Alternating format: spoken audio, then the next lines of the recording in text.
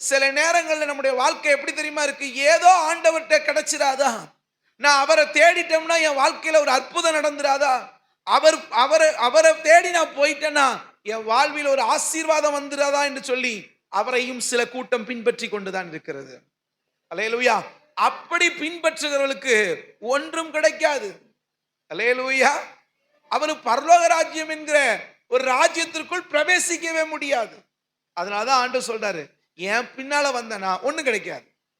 அதுக்கு அர்த்தம் அப்படித்தானே? அல்லேலூயா. அந்த வசனத்தை மட்டும் வாசிங்க.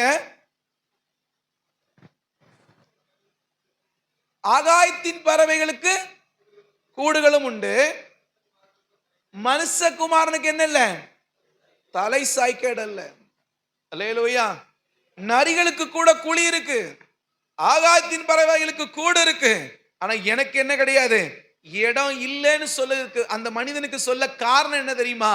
அவனுடைய பின்பற்றுதல் தேவைக்காக இருந்தது. அல்லேலூயா. அவனுடைய தேடுதல் எப்படி இருந்ததுன்னா, இயேசு பின்னால போனா எனக்கு எல்லாம் கிடைச்சிரும். இயேசுவை நான் தேடினால் என் வாழ்க்கையில் என்ன வந்துரும்?